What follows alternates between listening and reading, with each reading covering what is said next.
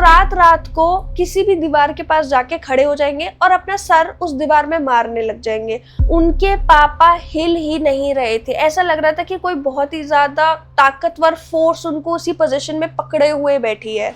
सबसे पहली ही लाइन उस डायरी में जो लिखी हुई होती है वो ये थी कि ये दोनों अब तक मेरे पीछे हैं और ये मुझे जिंदा नहीं छोड़ेंगे।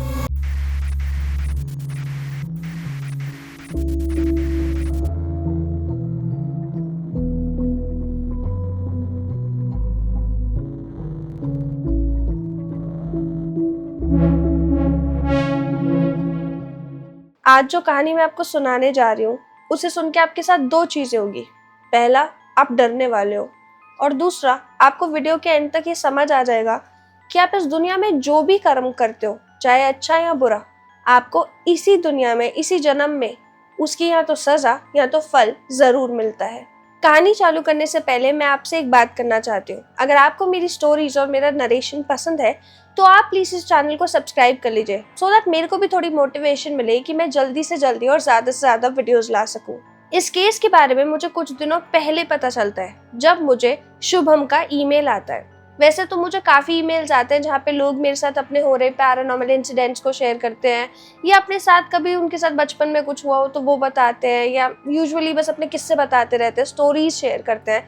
पर ये जो ईमेल था ना, इसने मेरा अटेंशन पहली लाइन से ही ग्रैब कर लिया था, और मैं अब आपको वो बताने जा रही हूँ, वो सुनाने जा रही हूँ जो उस ईमेल में लिखा था। शुभम अपने ईमेल में अपने पिता की बात करते हैं। वो बताते हैं कि बचपन से ही ना उन्हें कभी भी अपने पिता का प्यार नहीं मिला। मतलब ऐसा तो होता ही है कि काफ़ी हमारे जो डैड्स होते हैं वो अपने इमोशंस को एक्सप्रेस नहीं कर पाते या दिखा नहीं पाते कि वो हमसे कितना प्यार करते हैं, या उतना टाइम स्पेंड नहीं कर पाते। ये तो सबके साथ मोस्टली होता ही है, मेजॉरिटी लोगों के साथ होता है। बट अगर आपके पिता, अगर आपके पापा आपसे बचपन से ही ऐसे उखड़े उखड़े रहते हो, आपसे बात ना करते हो, आपसे बात करना पसंद तक ना करते हो, अगर आप एक रूम में चले गए वो दूसरे रूम में उठ के चले जाते हो, वो आप पे हमेशा गुस्सा करते रहते हो, या वो अपनी लाइफ की हर परेशानी का ब्लेम आप पे करते हो, तो ये बहुत अनयूजुअल सी बात है। और जस्ट ऐसा सोचना भी कि किसी के साथ ऐसा हो रहा है कि उन्हें अपनी फैमिली में ऐसा अनवांटेड सा फील हो रहा है is also heart breaking. Shubham मुझे बताते हैं कि बचपन से ही ना उनको ऐसा लगता था कि उनके घर में बहुत भेदभाव होता है। तो मैं आपको शुभम के फैमिली डायनामिक्स के बारे में कुछ बताती हूँ। शुभम दो भाई हैं जो जुड़वा भाई हैं, शुभम और शिवम। ये दोनों जुड़वा हैं, ठीक है। और ये आइडेंटिकल ट्विंस नहीं है, इन दोनों की शक्लें अलग अलग है। जैसे दो सेट्स होते हैं ट्विंस में भी, एक होता है आइडेंटिकल ट्विंस, एक होता है non identical twins. Identical obviously एकदम एक जैसे दिखते हैं, उनके फेशियल फीचर्स, उनकी शक्ल एक जैसी होती है। पर नॉन आइडेंटिकल ट्विंस का क्या होता है कि उनकी शक्लें अलग अलग होती है, बट वही वो ट्विंस होते हैं। तो जो शुभम और शिवम है उन दोनों की शक्लें अलग अलग थी, वो नॉन आइडेंटिकल ट्विंस है। और उनके घर में उनका ये एक छोटा भाई है, और फिर उनके मम्मी और पापा है। जो उनके पापा है वो उनके छोटे भाई से बहुत ज्यादा प्यार करते हैं। मतलब उससे लाड प्यार करेंगे, उसको गिफ्ट्स देंगे, उससे बातें करेंगे, उसके साथ टाइम स्पेंड करेंगे, उसके साथ पार्क जाएंगे, बहुत चीजें करेंगे, एक्टिविटीज करेंगे। पर वही पापा जो अपने एक बेटे के साथ इतना अच्छे हैं, वो अपने बाकी दोनों बच्चों के साथ बहुत बुरे हैं। मतलब इतने बुरे हैं कि शुभम और शिवम को जैसे ही पता चलता है ना कि उनके पापा के घर आने का टाइम हो गया है, वो जानबूझ के ऐसा या तो एक्ट करने लग जाएंगे कि वो सो गए हैं, या अपने आप को कमरे में बंद कर लेंगे, या मतलब अपने जितना डिस्टेंस मेंटेन कर सकते हैं उतना करने की कोशिश करेंगे। शुभम अपने ईमेल में बताते हैं कि उनकी मदर ने भी बहुत बार ट्राई करी कि वो उनके फादर को समझा सके कि आप अपने सारे बच्चों से इक्वली प्यार करो, ऐसे मनमुटाव आता है बच्चों के बीच में भी, यहाँ पे ऐसे भेदभाव मत करो। मतलब किसी को भी समझ ही नहीं आता था कि उनके पापा ऐसा करते क्यों हैं। और ऐसा नहीं है कि उनके पापा लाइक रेगुलर ह्यूमंस जैसे हैं या हमारे जैसे, उनके साथ बहुत वियर्ड चीजें थी। और ऐसा मैं नहीं बोल रही, ऐसा शुभम ही अपने ईमेल में बताता है। वो बताता है कि उनके पापा की ना कुछ ऐसी हैबिट्स थी जो कोई भी नहीं समझ पाता था कि ये ऐसा क्यों करते हैं। जैसे फर्स्ट, उनके पापा बहुत ज्यादा हद से ज्यादा वहमी थे। अब जैसे बहुत लोग सुपरस्टिशंस में तो यकीन करते हैं कि अगर काली बिल्ली रास्ता काट जाए, या घर में खाली कैची नहीं चलाते, ऐसे बहुत ऐसे बिलीव्स है जो सब लोग ऑलमोस्ट मानते ही मानते हैं। पर जो उनके पापा थे ना, वो एकदम नेक्स्ट लेवल वहमी थे। मतलब अगर वो घर से निकल रहे हैं ना, तो वो लेफ्ट पैर से ही निकलेंगे। मतलब अगर गलती से वो घर से निकलते निकलते उनका राइट पैर पहले पड़ गया तो वापस घर में जाते थे, 15 मिनट रुकते थे, ऐसे एक्ट करते थे कि अब वो कहीं नहीं जा रहे, और फिर दोबारा से तैयार होते थे, फिर लेफ्ट पैर रख के बाहर जाते थे। और ये तो सिर्फ एक चीज थी जो वियर्ड थी, बाकी और भी बहुत ऐसी चीजें थी जो वो करते थे जो बहुत ही ज्यादा ऐसी थी कि कोई एक्सप्लेन नहीं कर पाता था। पहली बात तो जो अंकल थे, जो शुभम के पिताजी थे, हैं मतलब अभी भी हैं, उनको ना हमेशा नाइट टेरर्स होते थे। उनको एक प्रॉब्लम थी कि रात को जैसे ही वो सोते थे ना, वो डर से उठते थे। और डर से ऐसे नहीं कि जैसे हम लोग उठ जाते कि उठ गए, वो चीखते हुए चिल्लाते हुए उठते थे और वो बहुत ज्यादा डरते हुए उठते थे। चाहे कितनी भी ठंड क्यों ना हो रही हो, चाहे कितना एसी चल रहा हो या विंटर्स हो रही हो, वो हमेशा जब भी ऐसे नाइट टेरर से उठेंगे ना, चीखते चिल्लाते हुए पूरा पसीने में रहते थे, क्योंकि उनको इतना ज्यादा उनकी बॉडी गर्म हो जाती थी या उनको इतना डर लग जाता था। मतलब पता नहीं उनके साथ ऐसा क्या होता था। और एक बात थी कि जब भी उनकी नींद ऐसे खुलती थी, जो एवरी नाइट का ही था कि हर रोज उनको रात को बुरा सपना आएगा, वो चीखते चीखते उठेंगे। पहले वो 1 घंटा चीखते ही रहेंगे, चिल्लाते ही रहेंगे, मतलब सब पे गुस्सा ही करते रहेंगे। और जब वो फाइनली अपनी नींद से उठ जाएंगे तो वो शुभम और शिवम के कमरे में जाते थे और उनको बस जाके घूरने लग जाते थे। कोई रीजन नहीं है, बस वो अपने नींद से उठे और वो शुभम और शिवम को बस घूरने लगे। और अगर उन दोनों में से कोई एक भी गलती से उठ जाता था तो उनके पिता उनको इतनी बुरी तरीके से मारते थे कि मतलब वो सुबह तक उन्हें पीटते ही रहेंगे। कभी चाटा मार दिया, कभी लात मार दी, मतलब उन्हें बहुत ज्यादा ही बुरा तरीके से उन दोनों को रखते थे। शुभम अपने ईमेल में बताता है कि ये इतने सालों से चलता आ रहा था कि वो दोनों इतनी कोशिश करते थे कि कुंडी लगा के सो जाए, या इतना मतलब अगर उन्हें पता भी चल गया, उनकी नींद भी खुल गई है रात को, उन्हें पता चल गया कि कोई उन्हें घूर रहा है या उनके पिताजी कमरे में आ चुके हैं, तो वो जानबूझ के अपनी आंख ही नहीं खोलते थे, जस्ट सो कि अगर आंख खोल ली तो फिर पिता मारेंगे, फिर पापा उनके साथ वैसे ही करेंगे। तो वो जान के नाटक करते रहते थे सोने का। पर फिर भी कभी कभी ऐसा होता था कि वो सो रहे हैं, उन्हें पता चल गया है कि उनके पिता रूम में आ चुके हैं और उनके पिता उन्हें पैरों से घसीट के बिस्तर से नीचे ऐसे कर देंगे और फिर उनकी ऑफकोर्स झटके से वो रिएक्ट करेंगे और जब वो उठ जाएंगे तो फिर दोबारा उनको पीटा जाएगा। जो शुभम के पापा है, ऐसा नहीं कि वो सिर्फ शुभम और शिवम के साथ ऐसा है, वो उनकी मदर के साथ भी ऐसे ही थे। मतलब वो अपनी वाइफ के साथ भी वो ऐसा ही वियर्ड एक्ट करते थे। वो अपनी वाइफ से काफ़ी ज़्यादा डिस्टेंट रहते थे, उनसे ज़्यादा बातें नहीं करते थे, अपना अलग कमरे में सोते थे। और ऑब्वियसली अगर उन्हें नाइट टेरर्स और ऐसी दिक्कत थी कि वो रोज़ रात को डर के उठ रहे हैं और वो चीखते हुए उठ रहे हैं, ये बहुत कॉमन हो चुका था कि मतलब कई सालों से उनके साथ ऐसा ही हो रहा था कि वो सोएंगे 2-3 घंटे में वो चिल्लाना चीखना चालू कर देंगे।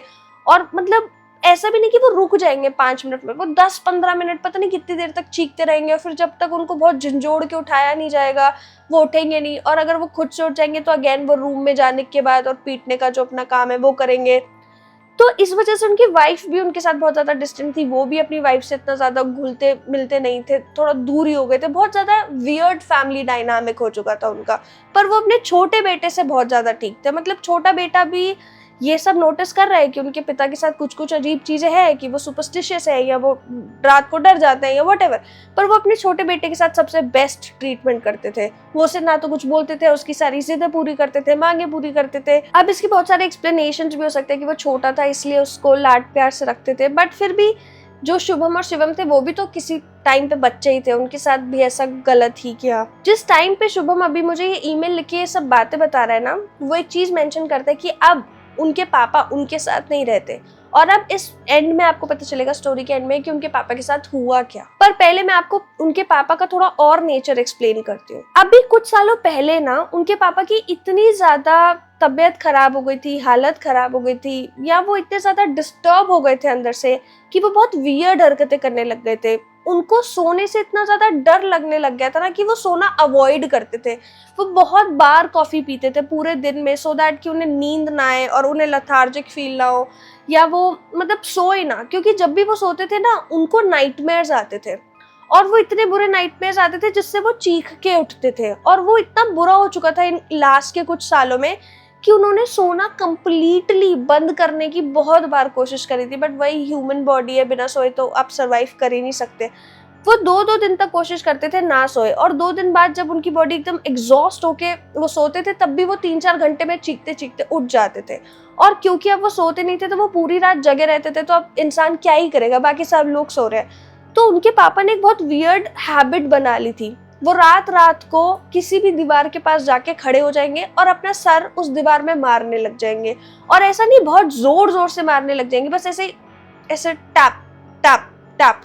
पर आप कैसे अपने आप को कर रहे हो कि आप दीवार पे जाके अपना सर पूरी रात जब तक सब सो रहे तब तक आप हर्ट तो होता ही है ना।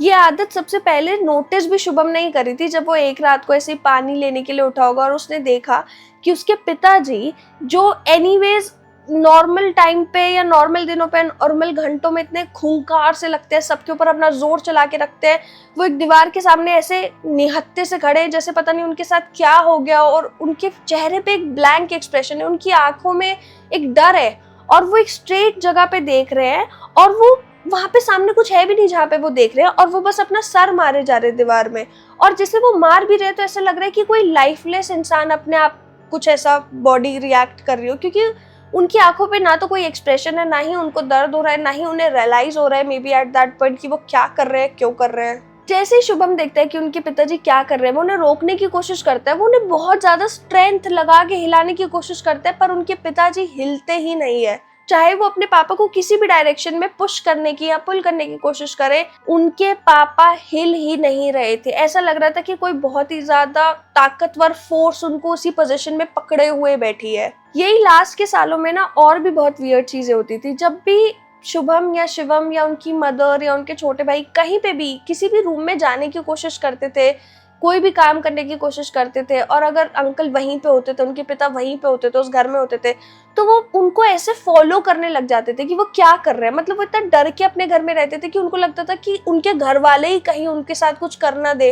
तो अगर कोई किचन में भी गया है, उनकी वाइफ किचन में खाना बनाने गई है, वो खाना नहीं बना रहे उनके पिता, पर वो उन्हें फॉलो कर रहे सिर्फ ये देखने के लिए कि खाने में कुछ मिला ना दे।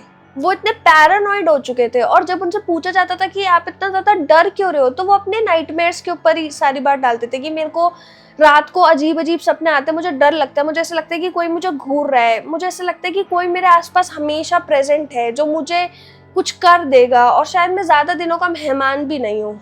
मैंने बताया ना कि एक टाइम ऐसा आ गया था कि उन्होंने सोना बंद कर दिया था और वो दीवार पे ऐसे खड़े हो जाते थे। बहुत बार ऐसा भी होता था कि वो जिस वक्त वो दीवार पे नहीं खड़े हो रहे, दीवार के पास जाके नहीं खड़े हो रहे, तो वो कुछ ना कुछ लिखते रहते थे। मतलब वो अपने आप बैठे हैं, रात हो रही है, अंधेरा हो रहा है, सब सो रहे हैं, और वो कागजों पे बस लिखे जा रहे लिखे जा रहे लिखे जा रहे, और क्या लिख रहे हैं, कौन सी भाषा में लिख रहे हैं, किसी को समझ नहीं आ रहा। कभी बस ऐसे ही एक जिब्रिश भाषा में कुछ बड़े बड़े पन्ने लिखे हुए होंगे, कभी किसी पन्ने पे कुछ सिंबल्स बने हुए होंगे, कभी ऐसी ड्रॉइंग्स बनी होगी जो मतलब ऐसा लग रहा होगा कि बहुत वियर्ड ड्राइंग्स है, उनको देख के ही किसी को भी डर लग जाएगा। लास्ट के जो साल थे, जो सबसे डिफिकल्ट ईयर्स आप कंसिडर कर सकते हो, जो शुभम शिवम उनकी पूरी फैमिली के लिए रहे थे। अब क्योंकि जो शुभम के पिता थे वो मतलब रात को सोते नहीं थे, वो इतना ज़्यादा डिस्टर्ब थे, तो वो जॉब वॉब भी नहीं कर पाते थे क्योंकि उनकी बॉडी ही अलाउ नहीं करती थी, वो बहुत बीमार रहते थे, तो उनकी मदर को जॉब पे जाना पड़ता था। तो ऐसे कई बार होता था कि शुभम शिवम, उनका छोटा भाई और उनके पापा घर पे अकेले रहते थे पूरे पूरे दिन। और इन दिनों में लास्ट के कुछ इयर्स में कई बार ऐसा हुआ है कि अंकल उठे और बिना किसी रीजन के शुभम और शिवम को मारने लग गए, और ये बोलने लग गए कि तुम मुझे मारना चाहते हो, तुम ही हो जो मेरे को तंग करते हो, तुम ही मेरे दुश्मन हो, तुम मेरे साथ ऐसा क्यों कर रहे हो, मुझे कब जीने दोगे। मतलब ऐसी चीजें ब्लैबर करने लग जाते थे जिसकी सेंस कोई बना ही नहीं पाता था कि ये ऐसा क्यों और कैसे बोल रहे हैं। पर अगेन वो अपने छोटे लड़के के साथ कुछ नहीं करते थे, ये जो भी सब हो रहा था वो शुभम और शिवम के साथ हो रहा था। और ऐसा नहीं है कि उनके पिताजी बहुत ज्यादा हेल्दी थे या जानबूझ के अपने बच्चों के साथ ऐसा कर रहे हैं। आई थिंक उनके साथ भी कुछ हो रहा था, क्योंकि जैसे शुभम ने भी अपने ईमेल्स में बताया, जो ये नाइट टेरर्स वाली चीज थी ना उनके साथ कई सालों से हो रही थी। मतलब जब शुभम और शिवम पैदा हुए थे तब से ही हो रही थी, और ऐसा होता था कि जब भी उनको नाइट टेरर आ रहे हैं, वो उठ रहे हैं, तो ऐसा नहीं होता था कि वो बहुत हेल्दी तरीके से उठते थे कि उनकी नींद पूरी हो गई, उन्हें कोई मतलब स्ट्रेस नहीं है या वो एकदम हेल्दी है।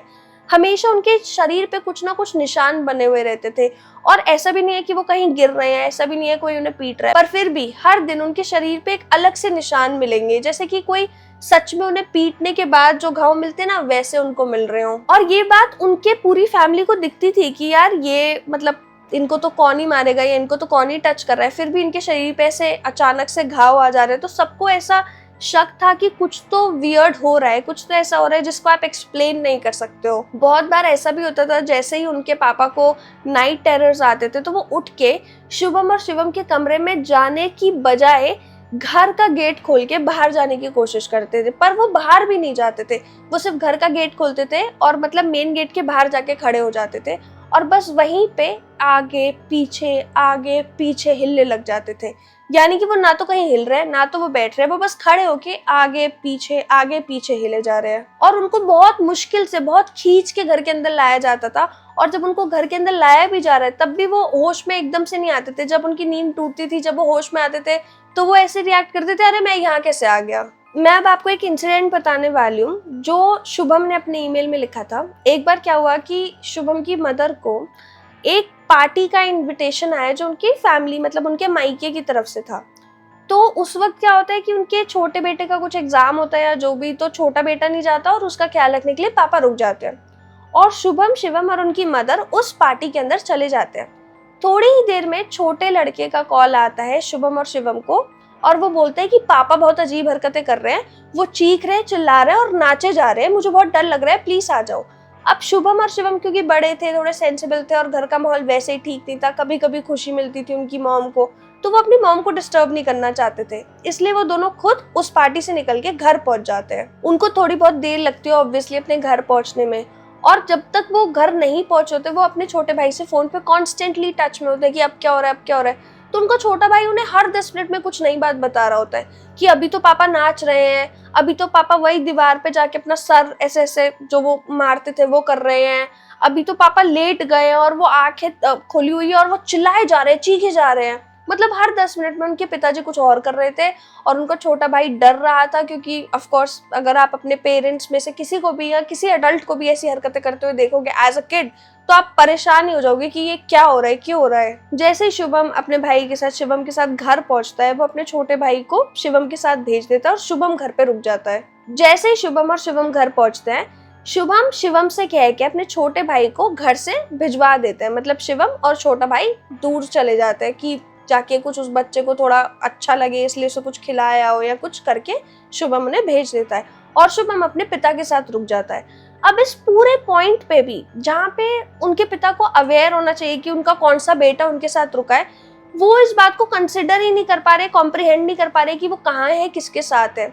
वो शुभम को आर्यन के नाम से बुला रहे हैं। आर्यन उनके सबसे छोटे बेटे का नाम था और वो बार बार आर्यन से कह रहे हैं, इधर आ, इधर आ, इधर आ, मेरे साथ बैठना, मेरे साथ बैठना। और ये कहते कहते अंकल खुद ही खड़े हुए थे। मतलब उनको ये भी रियलाइज नहीं हो रहा कि वो खड़े हैं, वो बैठे हैं, वो क्या कर रहे हैं। वो मतलब एकदम पूरी तरीके से एक दूसरी दुनिया में पहुंच चुके थे। अब ये सब देख के शुभम भी बहुत ज्यादा डर जाता है, उसे भी समझ नहीं आता कि एकदम से क्या हो गया है। तो वो कुछ नहीं करता, वो ऑब्जर्व करता है, जो भी अंकल कर रहे होते हैं उन्हें करने देता है, बस एक डिस्टेंस से देखता रहता है कि कुछ उनको लग ना जाए, उनके साथ हो ना जाए, वो खुद को कुछ ना कर ले। एक ऐसा पॉइंट आता है जहाँ पे शुभम नोटिस करता है कि उसके पापा अगेन पेजेस में कुछ लिख रहे हैं, पर इस बार उनके पापा पेजेस पे जिब्रिश नहीं लिख के एक्चुअल वर्ड्स लिख रहे हैं और अजीब अजीब सेंटेंसेस लिखे जा रहे हैं। ऑफ कोर्स इतनी दूर से, जितना डिस्टेंस में शुभम बैठा था उसे दिख नहीं रहा था, पर जिस तरीके से वो लिख रहे थे, जैसे एक दो बार उसने ऊपर से देख लिया, उसमें उसे पता चला था कि इस बार वो एक्चुअल में वर्ड्स लिख रहे हैं और जिब्रिश नहीं लिख रहे।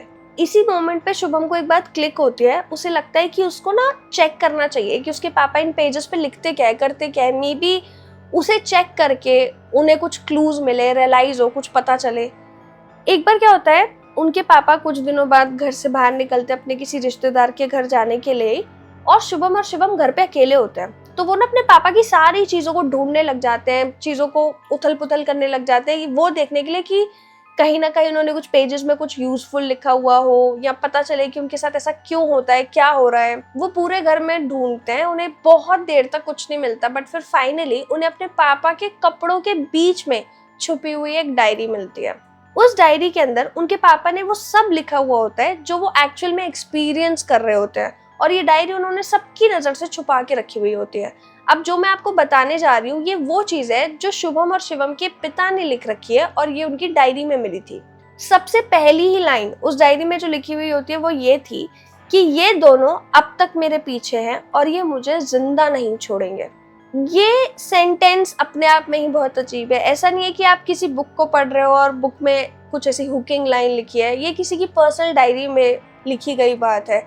और इसको पढ़ के ऑफकोर्स शुभम और शिवम को भी क्यूरियोसिटी होती है और वो आगे पढ़ते हैं। उस डायरी में एक्चुअली अंकल ने वो सारे नाइटमेयर्स का जिक्र करा हुआ होता है जो उनको हर रात को दिखते हैं।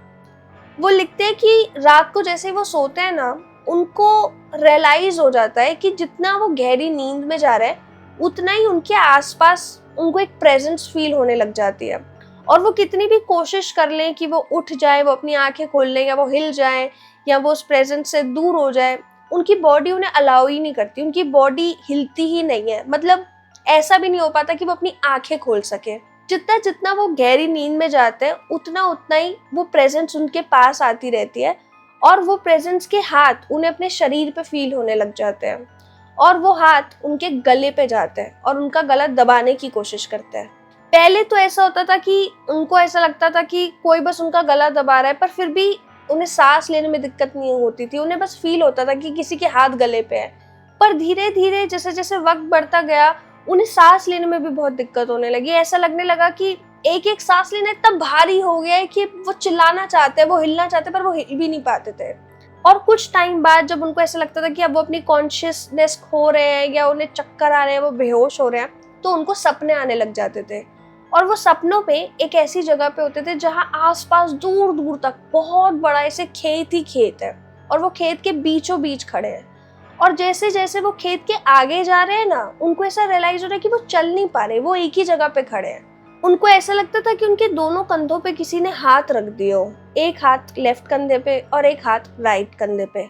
और जैसे ही ये दोनों हाथ उनको अपने कंधों पे फील होते थे ना, ऐसा हो जाता था कि वो दुनिया में, धरती में धंसने लग जाते थे। जैसे कोई इंसान एक दलदल में धंसने लग जाता है ना, बिल्कुल वैसे।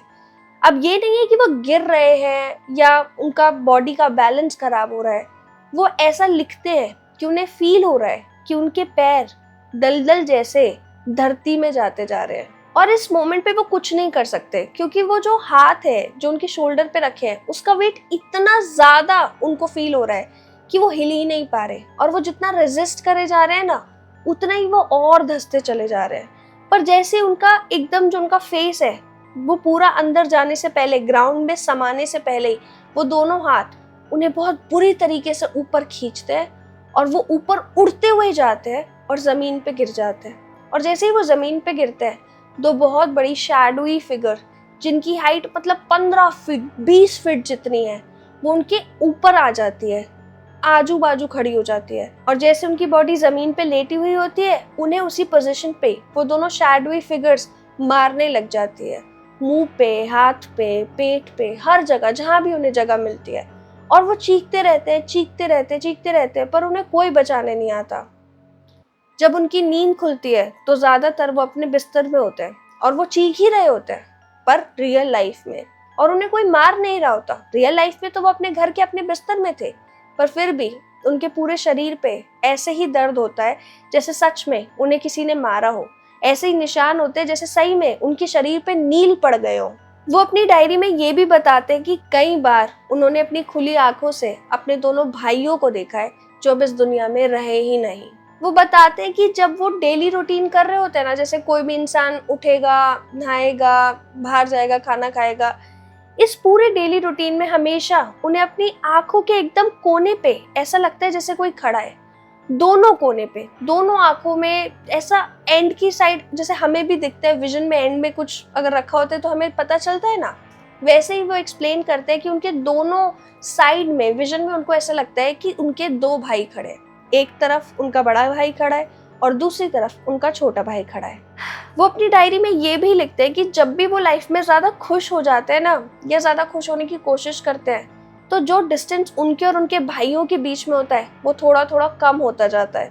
और उनके भाइयों के चेहरे को देख के ऐसा लगता है जैसे वो दोनों बहुत गुस्सा है और किसी भी वक्त इनको मार डालेंगे। अपनी डायरी में वो ऐसी ऐसी चीजों का जिक्र करते हैं जो शायद लोगों के लिए समझना ही मुश्किल हो।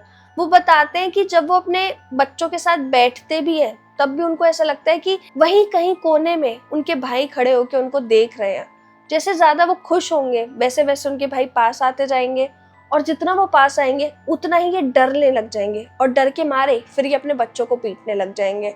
और जैसे ही अपने बच्चों के साथ कुछ बुरा करते हैं वो दोनों वापस से दूर होने लगते हैं। अब यहाँ तक शुभम को भी पढ़ के लग रहा था कि कहीं यही तो वो रीजन नहीं जिसकी वजह से उनके पिता उनको ऐसे मारते हो, ऐसे बुरी तरीके से ट्रीट करते हो, क्योंकि खुद वो मेंटली इतना ज्यादा डिस्टर्ब हो चुके हैं या उनके साथ ऐसी चीजें हो रही है।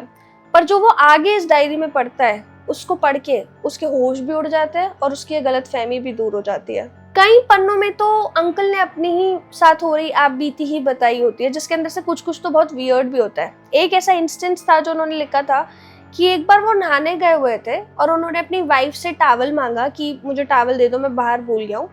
और उनकी वाइफ ऐसे गेट खोल के हाथ बढ़ाती है और टॉवल दे देती है, और वो टॉवल से पोंछ वगैरह करके अपना बॉडी करके टॉवल लपेट के बाहर आते हैं। और तब वो अपनी वाइफ को आवाज़ मारते हैं कि कहाँ हो तुम, अरे मेरे को कपड़े दे दो, ये दे दो, वो दे दो। और तब कमरे में शुभम आता है और बताता है कि उनकी मम्मी यानी इनकी वाइफ तो घर पे है ही नहीं। और जैसे ही उन्हें ये इन्फॉर्मेशन पता चलती है कि उनकी वाइफ तो घर पे ही नहीं है, उसी वक्त वो अपने कोने में देखते हैं जो भाई उनको दिखते हैं, उन्हीं में से एक भाई के हाथ में एक ऐसा ही टॉवल होता है जो इन्होंने अभी लपेट रखा था। ऐसा ये सिंगल इवेंट नहीं है जो अंकल अपनी डायरी में एक्सप्लेन करते हैं, ऐसे कई इवेंट्स हैं जो अंकल ने लिख रखे हैं जो पैरानॉर्मल आप कंसिडर कर सकते हो, जो उनके भाई उनके साथ कर रहे थे। वो लिखते हैं कि मेरे दोनों भाई क्योंकि अब इस दुनिया में नहीं रहे हैं, वो मुझे भी इस दुनिया में नहीं रहने देंगे, वो दोनों मेरा पीछा नहीं छोड़ेंगे जब तक मैं मर नहीं जाता या खुद को कुछ कर नहीं लेता तब तक। एक जो सबसे ज्यादा हॉरिफिक इंसिडेंट उस डायरी में लिखा था वो ये था कि जिस दिन शुभम और शिवम पैदा हुए थे, जो इनके दोनों जुड़वा बेटे थे, जिस दिन वो पैदा हुए थे उस दिन भी इनको अपने भाई दिखे थे। और उस दिन इनके भाई उसी बिस्तर के पास में खड़े थे जिस बिस्तर पे शुभम और शिवम को, जिस बेबी कैरेज में शुभम और शिवम को लिटाया गया था, मतलब बच्चों को जैसे रखा जाता है। और उनके भाई उस बिस्तर के, उस कैरेज के एकदम सामने इनको एकदम स्ट्रेट दिख रहे थे, क्लियरली दिख रहे थे। और तब उन्होंने इनको बोला, पिता को बोला शुभम और शिवम के, कि अब तेरी मौत कोई भी नहीं टाल सकता और तेरी मौत की वजह ये रही। और जैसे ही उन्होंने, उनके भाइयों की सोल ने ये सेंटेंस बोला, उन्होंने शुभम और शिवम की तरफ पॉइंट करा। अब ये पढ़ के शुभम को ये भी लग रहा था कि शायद ये भी एक रीजन हो सकता है कि उनके पिता उनके साथ ऐसे एक्ट करते हैं, बिहेव करते हैं। आगे जाते जाते किताब जैसे जैसे वो पढ़ते गए, जैसे जैसे वो पन्ने आगे पलटते गए, वैसे वैसे उन्हें और चीजें पता लगने लग गई जो उन्हें अपने पिता के बारे में पता ही नहीं थी। पहले तो मैं आपको एक बात और बता दूं जो शायद मैं स्टार्टिंग में नहीं बताई। शुभम और शिवम को इस पॉइंट तक, जब तक उन्होंने डायरी पढ़ी नहीं थी, ये पता ही नहीं था कि उनके पिता के कोई भाई भी थे। उनको हमेशा लगता था कि उनके पिता सिंगल चाइल्ड हैं, क्योंकि उनके पैदा होने से पहले ही शायद उनकी डेथ हो गई थी और अब नहीं पता चला, उन्हें फैमिली में कभी जिक्र नहीं हुआ। और ये डायरी पढ़ने के बाद उन्हें ये सब पता चला है कि अच्छा उनके कोई चाचा भी थे या ताऊ भी थे। जैसे जैसे पन्ने पलटते जा रहे हैं बहुत सारे राज खुलते जा रहे हैं। जैसे ये एक राज हो गया कि उनके पिता के भाई भी थे, दूसरा ऐसे इंसिडेंट के बारे में उन्हें पता चल रहा है जो उनके पिता के साथ होती है, और उन्हें बहुत बुरा भी लग रहा है कि उनके पापा के साथ ऐसा क्यों हो रहा है।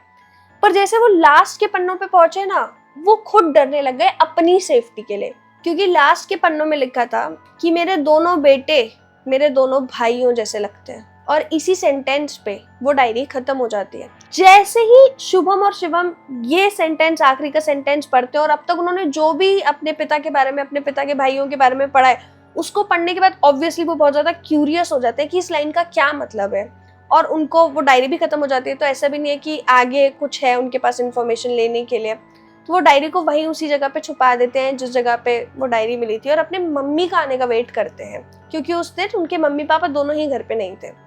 जैसे ही उनकी मम्मी आती है, वो अपनी मम्मी से पूछते हैं कि पापा के भाई भी थे क्या, ये वो। तो पहले तो उनकी मम्मी उनसे पूछती है कि तुम्हें कैसे पता चला, क्योंकि हमने तो कभी भी जिक्र करा ही नहीं है उन लोगों का, वो तो कब के मर गए, जब मेरी शादी हुई थी उसके बाद ही मर गए थे। तो वो बताते कि नहीं, बस ऐसे ही पूछ रहे थे, कोई क्लास प्रोजेक्ट था, जो भी वो बहाने मार के अपनी मम्मी से वो इन्फॉर्मेशन निकालने लगती है। अब वो अपनी मम्मी को ऐसे बताते हैं, बहका लेते हैं जो भी, कि उनको उनके चाचा ताऊ जो होते, जो अब नहीं रहे, उनकी फोटोज दिखाई जाए, क्योंकि उनको जो भी प्रोजेक्ट मिला है, जो भी उन्हें फैमिली ट्री का जो भी उन्होंने बहाना लगाया था, उसके लिए वो लगानी है, फोटोज चाहिए। तो अब उनकी मम्मी भी, ये कोई ऐसी रिक्वेस्ट नहीं है जो आप पूरी नहीं कर सकते, तो वो फोटोज ढूंढने लग जाती हैं। अब क्योंकि उनको मरे हुए भी, दोनों को मरे हुए भी इतना टाइम हो चुका था, वो फोटोज मिलना भी मुश्किल हो गई थी। तो फिर आंटी क्या करती है कि वो अपनी शादी की एल्बम लेके आती है, और शादी की एल्बम के अंदर ही उनको उनके हस्बैंड की, यानी शुभम और शिवम के पापा की, दोनों भाइयों की तस्वीर मिल जाती है। जैसे ही आंटी उस तस्वीर को देखती है, वो खुद हैरान हो जाती है कि अरे ये तो बिल्कुल तुम्हारे जैसे लगते हैं, यानी ये वो अपने बेटों को कह रही हैं। ये सुनते ही वो दोनों उनसे फोटो खींचते हैं, और एक्चुअल में शुभम और शिवम बिल्कुल अपने पापा के दोनों भाइयों जैसे ही दिख रहे थे। मतलब ऐसा भी नहीं है कि कुछ भी उन दोनों में थोड़ा सा भी शक्लों में कुछ चेंज हो। उनकी हाइट, उनका बॉडी का स्ट्रक्चर, उनके फेशियल फीचर्स, सब कुछ उनके पिता के भाइयों जैसा लग रहा था। अब ये देखते ही उनको वो लाइन हिट होती है जो उन्होंने अभी अभी अपने पापा की डायरी में पढ़ी हुई होती है कि मेरे दोनों बेटे मेरे दोनों भाइयों जैसे लगते हैं। और ये देखते ही, ये फोटो देखते ही, ये लाइन पढ़ते ही उनको लगता है कि अभी भी कुछ तो बाकी है जो हमें नहीं पता और हमारा जानना ज़रूरी है। तो वो कोशिश करते हैं कि वो और डायरीज को ढूंढे, एक्सप्लोर करें कि कुछ और उनको ऐसा मटेरियल मिले। पर अब तक उनके पापा वापस आ चुके थे और वो ऑफ कोर्स अपने पिता के सामने तो ये सब चीज़ें नहीं कर सकते थे। तो वो कई दिन तक वेट करते कि दोबारा उन्हें ऐसा कोई मौका मिले, उनके पिता बाहर जाएं, वो घर पे अकेले रहें और वो ये सब अपना आंसर्स लेना कंटिन्यू कर पाए। बहुत दिन हो जाते उनके पिता नहीं जाते, पर इसी दिन में ना उनकी हालत बहुत ज़्यादा खराब होने लग जाती है। अब जो पहले वो वैसे ही 2-3 घंटे सो रहे थे, अब उन्होंने पूरा कंप्लीटली सोना ही बंद कर दिया था। वो पूरे दिन कॉफ़ी वॉफ़ी पीते रहेंगे, या अगर उनको नींद भी आ रही होती थी तो खुद में चाटे ऐसे लगा देते थे, खुद को ही मारने लग जाते थे कि उनकी नींद उड़ जाए। वो इतना ज़्यादा अपने साथ बुरा करने लग गए थे कि अब उनके परिवार वालों को उनके लिए ही ज़्यादा बुरा लग रहा था कि आप अपनी हालत ऐसी क्यों करते जा रहे हो। और जब वो चीखते थे ना रात को, मतलब अगर वो सो भी जाए या उनकी बॉडी बिल्कुल गिव अप कर दे और वो 1-2 घंटे के लिए भी लेट जाए, आंखें बंद कर ले, तो वो चीखते चीखते ना मतलब नाम लेके उठते थे। कभी शुभम का नाम लेंगे, कभी शिवम का नाम लेंगे, कभी अशोक का नाम लेंगे, कभी राजेंद्र का नाम लेंगे। अशोक और राजेंद्र इनके भाइयों का नाम था और ये बात भी शुभम और शिवम को उनकी मम्मी से पता चली थी बाद में, जब उनके पिता काफी दिनों से ऐसा चीखने का, चिल्लाने का, नाम लेने का बार बार कर रहे थे। तो उन्होंने हार के अपनी मम्मी से पूछा कि ये अशोक और राजेंद्र है कौन। तब उन्होंने बताया कि ये उन दोनों भाइयों के नाम है जो अब इस दुनिया में नहीं रहे। हालत इतनी ज्यादा बिगड़ चुकी थी, घर में माहौल इतना ज्यादा टेंस हो चुका था, क्योंकि कई बार तो ऐसा हुआ था कि अंकल खड़े हो जाते थे, जैसे सब डिनर कर रहे हैं, डिनर टाइम है, सब कुछ नॉर्मल है, वो खाना खा रहे हैं और वो एकदम से खड़े हो जाएंगे और खाना फेंक देंगे कि लो तुम ही खा लो। पर वो किससे बात कर रहे होते किसी को पता ही नहीं होता, क्योंकि जिसकी तरफ वो प्लेट फेंक रहे थे वहां कोई भी नहीं होता। पर इस पॉइंट तक शुभम और शिवम को पता होता है कि वो किसकी तरफ प्लेट फेंक रहे हैं, क्योंकि उनकी डायरी में उन्होंने लिखा था कि उन्हें अपने भाई दोनों दिखते थे अभी भी। तो वो समझ जाते थे कि हाँ, हो सकता है ये उनकी तरफ प्लेट फेंक रहे हो या उनको अभी भी वो दिख रहे हो। एक चीज बहुत वियर्ड ये भी हो रही थी कि जिस दिन शुभम और शिवम ने वो डायरी खोजी थी और जिस दिन उन्होंने वो पढ़ के ये सब रियलाइज करा था कि अच्छा उनके चाचा ताऊ भी थे और क्या हो रहा है घर में, उनके पिता को क्या दिखता है, उस दिन से ना उन दोनों को भी अलग अलग नाइटमेयर्स आना चालू हो जाते हैं। और ऐसा होता है कि उन दोनों को जो नाइटमेयर्स आ रहे हैं ना, वो एकदम सेम होते थे पर दूसरे पर्सपेक्टिव से। शुभम को ऐसा सपना आता था जैसे वो अशोक है और शिवम को ऐसा सपना आता था जैसे वो राजेंद्र है। और उनको उन दोनों की, जो उनके पापा के भाई हैं, सोचो उनको पता भी नहीं उनकी लाइफ कैसी थी कैसी नहीं थी, बचपन में उनके साथ क्या होता था।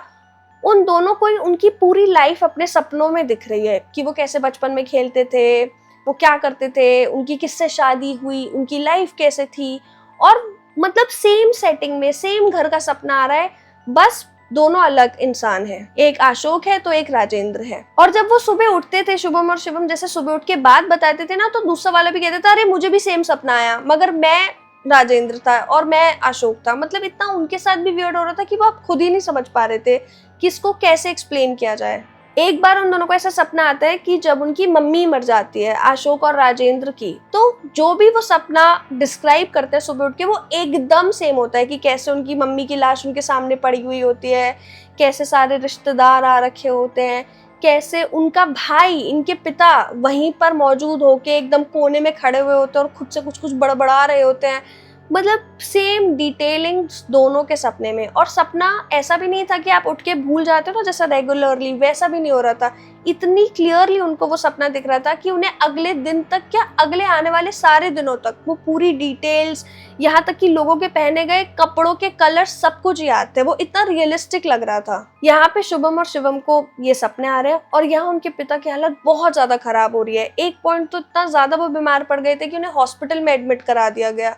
और जैसे ही उनको हॉस्पिटल लेके जाया जाता है और शुभम और शिवम को वो एक विंडो मिलती है जिसका वो इतने दिनों से बेसब्री से इंतजार कर रहे थे कि कैसे उनके पिता जाए और ये वापस से उनकी डायरी या कोई और ऐसा डायरी देखे जिसके अंदर उन्होंने आगे कंटिन्यू कर रखा हो।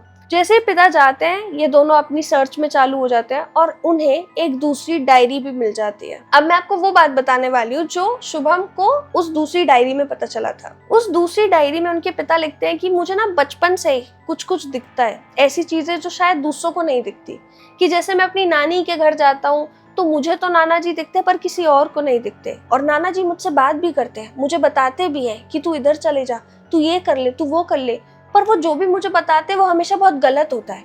वो मुझे कहते हैं कि तू अपनी नानी को मार दे या तू अपने भाइयों को मार दे। उनके पिता लिखते हैं कि उन्हें बचपन से ही ना ऐसे ख्याल आते थे कि वो किसी के साथ कुछ गलत कर दे, किसी की जान ले ले, किसी को बहुत बुरी तरीके से बहुत ऐसा चोट पहुंचा दे, पर फिर भी वो अपने इन थॉट्स के ऊपर कभी भी कुछ करते नहीं थे। वो अपने दिमाग में ही उन बातों को रखते थे, किसी को बताते भी नहीं थे, खुद में ही रहते थे, किसी से ज्यादा बात भी नहीं करते थे।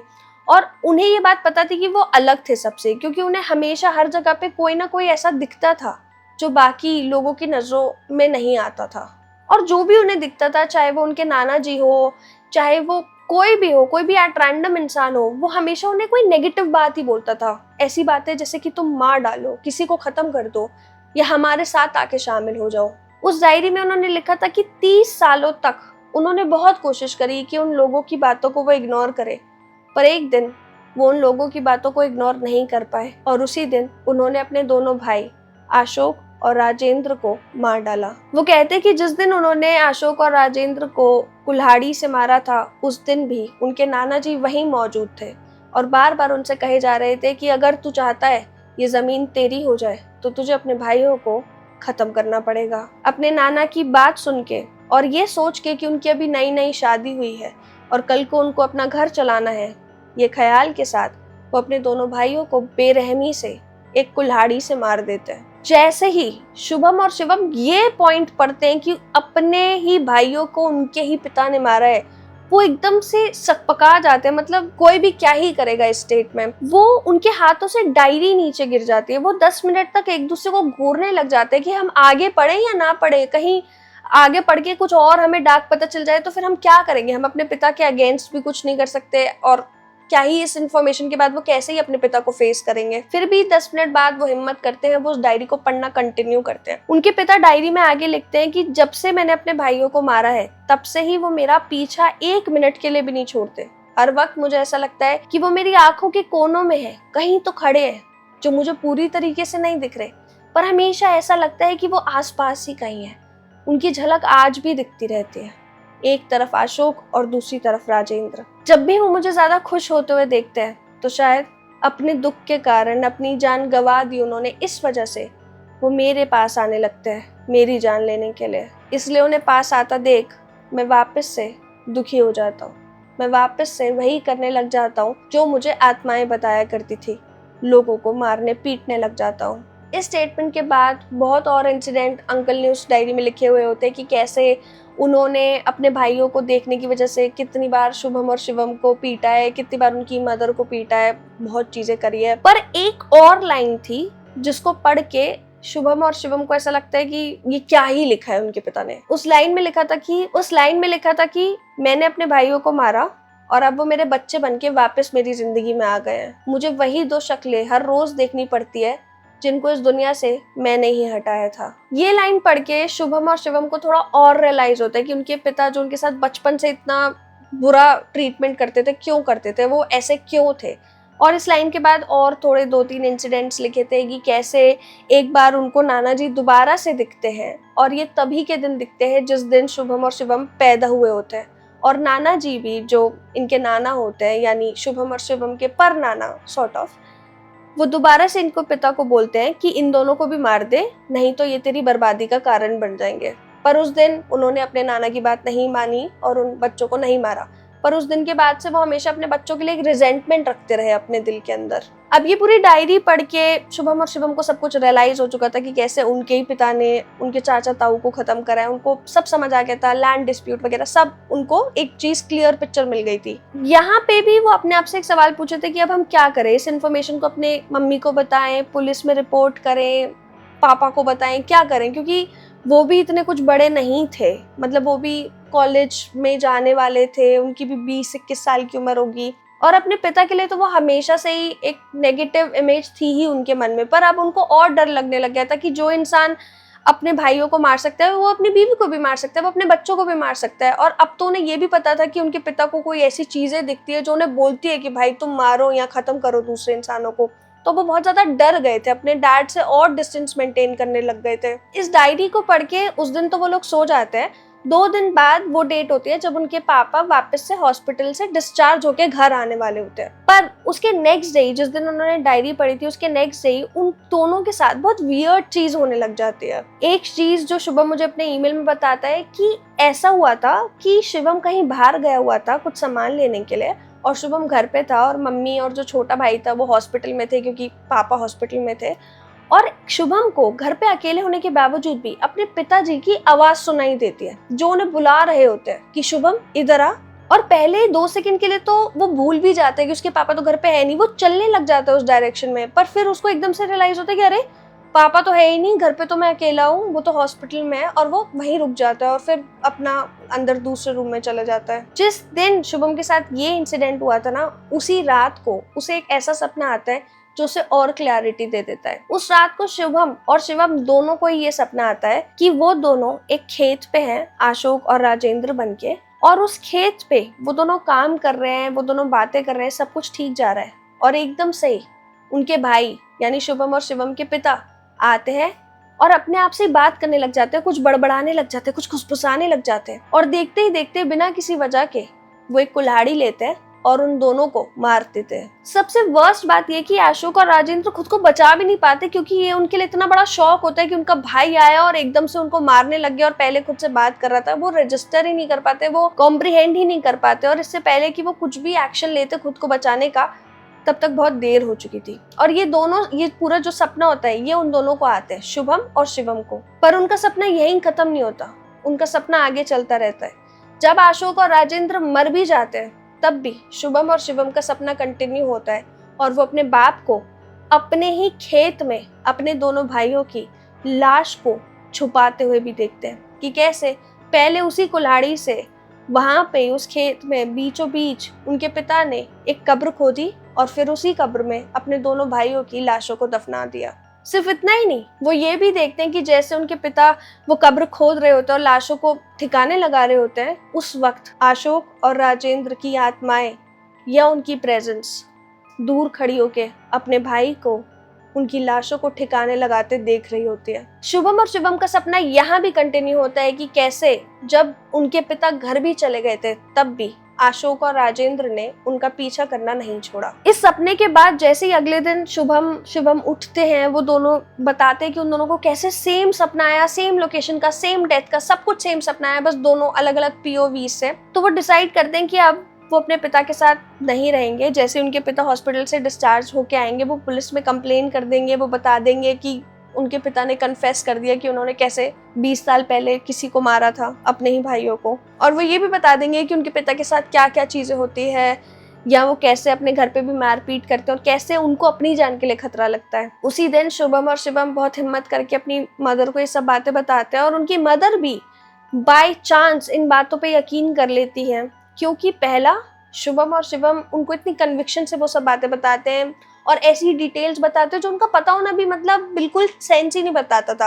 वो अपनी दादी का नाम लेने लग जाते हैं, अपने पिता के गांव को एक्सप्लेन करने लग जाते हैं, पर उनकी दादी तो कितने साल पहले ही मर गई थी, तो इन दोनों को उनका नाम भी नहीं पता था, ना तो इनको अपने गांव के बारे में जहाँ पे उनके पिता बड़े हुए थे उसके बारे में कुछ पता था। तो ये सब वो डिटेल्स बताने लग गए जो इनका पता होना इम्पॉसिबल था, इसलिए शायद उनकी मदर उन पे ज्यादा इजीली यकीन कर लेती हैं। और एक ये भी रीजन था कि जो उन दोनों की मौत भी हुई थी, अशोक और राजेंद्र की, वो सच में ही बहुत ऐसे मिस्टीरियस तरीके में हुई थी कि एक दिन वो खेत पे काम करने गए और उसके बाद वो वापस ही नहीं आए, और कुछ दिनों बाद पता चलता है कि कहीं दूर नदी में 2 लाशें मिली है, तो फिर उन लाशों के ऊपर इनका नाम दे दिया गया। तो इनकी मदर भी मान लेती है और नेक्स्ट डे ये सब डिसाइड करते हैं जैसे ही इनके पिता घर पे आएंगे पुलिस को ये लोग रिपोर्ट कर देंगे। जैसे ही अगले दिन पिता घर पे आते हैं, उस रात को, मतलब वो बहुत लेट नाइट आता है और ये लोग अगले दिन रिपोर्ट करने वाले होते हैं।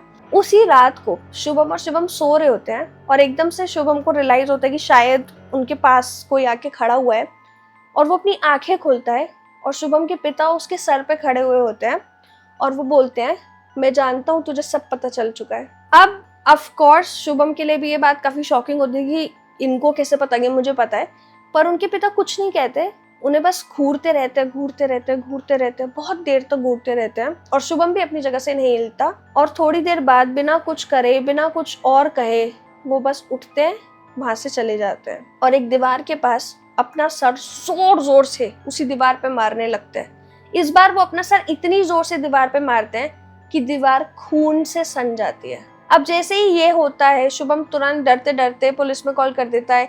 पुलिस आती है, अंकल को हॉस्पिटल लेके जाती है, पूरा इलाज होता है, पूरी कार्रवाई होती है, तहकीकात होती है कि ऐसा क्यों हो रहा है। फिर उन्हें पता चलता है कि बहुत सालों से ही ये सब हरकतें वो करे जा रहे थे। बीच में उनकी इन्वेस्टिगेशन के बीच में जब पुलिस सबसे सवाल पूछी थी कि ये इन्होंने ऐसा क्यों करा या कैसे करा, उनकी मदर और शिवम कन्फेस करते हैं पुलिस वालों को कि उन्हें अभी लेटेस्टली पता चला है कि उनके पिता ने और उनके हस्बैंड ने ही अपने दोनों भाइयों को मारा है और ये भी उन्हें पता है कि वो लाशें कहाँ हैं और अब उन्हें अपनी जान का खतरा लग रहा है। तो ये सुन के ऑफकोर्स पुलिस भी एक्शन में आती है। उसी खेत में जाके उनको वहीं पे एग्जैक्टली वहीं पे बॉडीज मिलती है अशोक और राजेंद्र की, जहाँ पे शुभम और शिवम ने उन्हें बताया होता है कि उन्हें बॉडी मिलेगी। अब सबसे हैरानी की बात तो ये भी है कि शुभम और शिवम कभी भी उस गांव में, खेत में कभी भी नहीं गए थे, फिर भी उन्होंने एग्जैक्टली वही लोकेशन बताई जहाँ पे वो बॉडीज दफनाई गई थी। और जब वो बॉडीज मिल जाती है, पहले तो उनके पिता को अरेस्ट कर लिया जाता है, उनका पूरा कार्रवाई वगैरह होती है और उसके बाद उनको मेंटल हॉस्पिटल भी भेजा जाता है कुछ वक्त के लिए। बट अब उनके पिता मेंटल हॉस्पिटल और पुलिस थाने, इन दोनों के ही चक्कर लगाते रहते हैं बार बार। शुभम के पिता उनके साथ अब नहीं रहते, मगर शुभम और शिवम को आने वाले सपने आज तक बंद नहीं हुए हैं। कई बार तो शुभम ने ईमेल में ये भी जिक्र करा है कि कैसे उन्हें वो सपने आते हैं जो शुभम और शिवम पता ही नहीं हो सकता था उन्हें।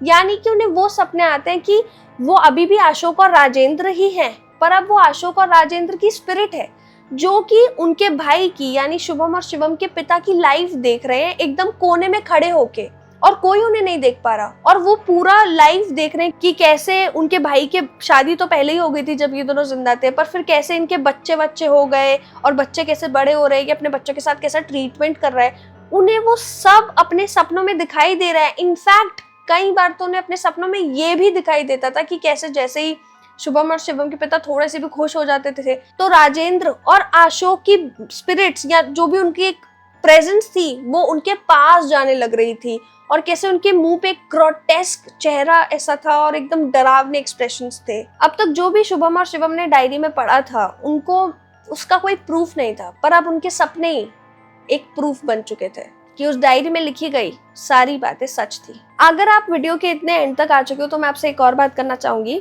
जो लोग मुझे थोड़ा बहुत भी फॉलो करते हैं उन्हें पता होगा कि मेरा एक और गेमिंग ब्रांड है इट्स कॉन्फिडेंशियल के नाम से। उधर हम क्या करते हैं कि जो दुनिया भर के अनसॉल्व केसेस होते हैं ना, जैसे आरुषि तलवार का केस हो गया, बुरारी केस हो गया, या बहुत इनफेमस केसेस हैं जो कोई भी सॉल्व नहीं कर पाया, आज तक ओपन केसेस हैं, वो मतलब उन पे इन्वेस्टिगेशन नहीं हो रही बट वो अनसॉल्व है, हम ऐसे केसेस पे जो अनसॉल्व रह गए हो उन पे बेस्ड केसेस बनाते हैं और हम सबको, चाहे आप बच्चे हो, चाहे आप टीनेजर हो, अडल्ट हो, आप बहुत बुजुर्ग हो, आप कोई भी हो, हम सबको मौका देते हैं कि आप एक डिटेक्टिव की तरह सोचें और इन केसेस को सॉल्व करें। इसके लिए हम आपको वो सारे एविडेंसेस और क्लूज देते हैं जो एक नॉर्मल डिटेक्टिव को चाहिए रहते हैं, जैसे कि autopsy report, forensic report, thumbprint analysis, WhatsApp chat, Instagram screenshot, police suspect की बातें, न्यूज़पेपर आर्टिकल्स, डीएनए रिपोर्ट्स, मतलब सब कुछ मिलता है। आपका काम बस इतना है कि आप एनालाइज करो, डिकोड करो और पता लगाओ हत्यारा कौन था, उसने ऐसा क्यों करा और कैसे करा। ये केसेस बहुत ही ज्यादा इंटरेस्टिंग है और ऐसे लोगों के लिए परफेक्ट है जो ट्रू क्राइम डॉक्यूमेंट्रीज देखते हैं, उन्हें मर्डर मिस्ट्री मूवीज देखना पसंद है, या उनको थ्रिलर, सस्पेंस ये सब पसंद है, या बहुत किताबें पढ़ते हैं, क्या उनको थोड़ा बहुत भी रुचि है, मतलब अगर आप सीआईडी और क्राइम पेट्रोल बचपन में देखते थे और आपको इंटरेस्ट आता था तो ये गेम आपके लिए परफेक्ट है। सिर्फ इतना ही नहीं, अगर आप कोई भी मूवी देखते हो और आपको लगता है इसका प्लॉट तो मैं यूं पता लगा लेता या मुझे तो पता ही चल गया था, तो ये गेम तब भी आपके लिए बेस्ट है, क्योंकि ये केसेस को सॉल्व करने के लिए ना आपको टॉप 1% में आना पड़ेगा। मतलब हम इतने कस्टमर्स को ये केसेस सेल करते हैं पर बहुत कम लोग होते हैं जो एक्चुअल में तीनों चीजें पता कर पाते हैं कि हत्या किसने की, क्यों करी और कैसे करी। अगर आप भी उन टॉप 1% में हो और अगर आप नहीं भी हो, अगर आप ट्राई भी करना चाहते हो कि मैं जानूं तो सही मेरा आईक्यू कितना स्ट्रांग है कितना स्ट्रांग नहीं है, तो आप इन केसेस को इस नंबर पे व्हाट्सएप पे मैसेज करके ऑर्डर कर सकते हो। ये केसेस इंग्लिश और इंग्लिश दोनों लैंग्वेज में अवेलेबल है। 4 से 6 दिन में इंडिया में कहीं पे भी डिलीवरी हो जाती है। और सबसे बेस्ट बात तो ये है कि आपकी डूम स्क्रॉलिंग की आदत को बहुत हद तक कम कर देगी, क्योंकि लोग इसके ऊपर इतना टाइम इन्वेस्ट करते हैं, उन्हें इतना मजा आता है। तो देर मत कीजिए, आज ही अपना केस ऑर्डर कर लीजिए। ईमेल को एंड करने से पहले शुभम ने एक बात लिखी। वो लिखता है कि मेरे पिता हमारे साथ रहते भी नहीं, कभी वो जेल में होता है, वरना वो मेंटल असाइलम में उन्हें भेज दिया जाता है, वो हमारे साथ नहीं है। पर फिर भी आज भी उनको अभी भी 1-2 साल बाद भी ऐसे सपने आते हैं कि उन्हें उनके पिता दिख रहे हैं, कि वो कैसे मेंटल असाइलम में रहते हैं, सोते हैं, खाते पीते, सब उनको उनके पिता दिख रहे हैं और उनके पिता भी उनको देख पा रहे हैं। पर जब उनके पिता उनको देख रहे हैं तो सपनों में ही इन्हें पता चल रहा है कि उनके पिता को शुभम और शिवम नहीं बल्कि अशोक और राजेंद्र दिख रहे हैं। ये बताते हैं कि अपने पापा से बात किए बगैर भी जान लेते हैं कि उनके साथ क्या हो रहा है, क्योंकि एनीवेज उनके सपनों में वो अपने पापा को हर रोज देख पाते थे। शुभम अपने ईमेल में ये भी लिखता है कि ये जो कहानी है, ये जो किस्सा है जो उनके साथ हो रहा है, जिसका वो एक लिविंग प्रूफ है, वो रीबर्थ का नहीं है, क्योंकि कहीं पे भी उन्हें ऐसा नहीं लगता कि वो अशोक और राजेंद्र की मतलब पुनर्जन्म है। हो सकता है कि उनकी शक्लें सेम हो, बट ये तो काफी, अगर आपकी फैमिली लाइन में कभी कभी मासी की शक्ल अपनी भतीजी भांजी पे चली जाती है, कभी कभी आप चाचा की तरह दिखते हो थोड़ा, तो ये तो बहुत कॉमन चीज है। अगर एग्जैक्टली वैसा ही दिखना और इतना ज्यादा सपनों से जो उनको स्टोरी पता चल रही थी या नहीं चल रही थी, ये सब जो हो रहा था ना, उसको ऐसा लगता है कि उनके चाचा ताऊ जो अशोक और राजेंद्र है, क्योंकि उनकी ऐसी अकाल मृत्यु कर दी गई, उनका टाइम नहीं था मरने का, उनको मार दिया गया और वो अपने इमोशंस भी नहीं एक्सप्रेस कर पाए, तो शायद उन्होंने अब अपने इमोशंस को एक्सप्रेस करने के लिए शुभम और शिवम की मदद ली है। पर उनको, शुभम को पर्सनली ऐसा नहीं लगता कि वो रीबर्थ है अपने चाचा और ताऊ का, क्योंकि अगर ऐसा भी होता तो फिर ऐसे कैसे था पॉसिबल कि उनकी स्पिरिट भी है वहां पे प्रेजेंट और ये दोनों भी प्रेजेंट है। मुझे हाउएवर ये कर्मा की स्टोरी लगती है। मुझे ऐसा लगता है कि जो भी उनके पापा के साथ, जो भी अंकल के साथ हो रहा था, वो जितना भी अपने दिमाग के अंदर परेशान हो रहे थे, जो भी उनके साथ चीजें हो रही थी, वो शायद इसलिए हो रही थी कि उन्होंने एक्चुअल में किसी को जान ले ली किसी की, और इसलिए उनको उसके रिपरकशंस फेस करने पड़ रहे थे। आपका ह्यूमन ब्रेन इतना केपेबल नहीं होता कि वो ये चीज कॉम्प्रिहेंड कर सके, अरे मैं तो किसी को मार के आगे निकल गया हूँ। जब तक लोग अंदर से ईविल नहीं होते, इस चीज के साथ जीना कि आपकी वजह से किसी की हत्या हुई है या आपने जान के किसी को मारा है, इज टू डैम डिफिकल्ट। आप नहीं कर सकते, कोई भी ह्यूमन नहीं कर सकता। जो लोग हत्यारे होते हैं या जो लोग किसी के साथ बुरा करते हैं, वो हम जैसे लोगों की तरह वायर्ड नहीं होते। उनका दिमाग एक्चुअली बहुत अलग तरीके से वायर्ड होता है, इसलिए वो अपने साथ जी लेते हैं। और जो ये भी बातें थी जो उनके पिता ने लिखी थी कि कैसे उन्हें बचपन से ही उनके नाना जी वगैरह दिखते थे और उन्हें कुछ गलत गलत करने के लिए कहते थे, आई थिंक अगर वो तभी हेल्प सीख करते, चाहे किसी भी तरीके से हेल्प सीख करते, तो भी उनकी लाइफ आज बहुत डिफरेंट हो सकती थी। पर ये कोई एक्सक्यूज भी हो सकता था कि उन्होंने अपने दिमाग में अपने आप को जस्टिफाई करने के लिए कहानी बुन दी हो कि अरे नहीं, मुझे तो अपने मरे हुए नाना जी दिखते थे, उन्होंने मुझे बोला तो मैंने मार दिया। क्योंकि ऑफ कोर्स उन्होंने मारा लैंड की वजह से था, कि उसके बाद उन्हें वो लैंड मिल गई और जो भी हुआ। बट खैर, आई थिंक इसमें कर्मा का भी बहुत बड़ा रोल है। अगर आप किसी के साथ कुछ भी गलत करते हो, आपको ऐसा लग रहा है कि आप बच गए या आप आगे बढ़ गए, पर ऐसा कभी नहीं होता। आपको कभी ना कभी तो कॉन्सिक्वेंसेस फेस करने ही पड़ते हैं और आपको पता भी नहीं चलेगा कि किस तरीके में वो कॉन्सिक्वेंस आपके सामने आ जाएगा। पर आपको क्या लगता है इस केस के बारे में, स्टोरी के बारे में, शुभम और शिवम की कहानी के बारे में, कि ये क्या है? ये रीबर्थ का केस है, ये कार्मा का केस है, या ये सिर्फ एक भूत की कहानी है, 2 स्पिरिट्स की कहानी है जो आज तक भी एक आफ्टर लाइफ में नहीं जा पाए और बस अपनी स्टोरी शेयर करना चाहते थे? आपको जो भी लगता है आप कमेंट करके जरूर बताएं, और ऐसी और इंटरेस्टिंग स्टोरीज के लिए चैनल को सब्सक्राइब करना प्लीज मत भूलिएगा। मिलते हैं नेक्स्ट वीडियो में।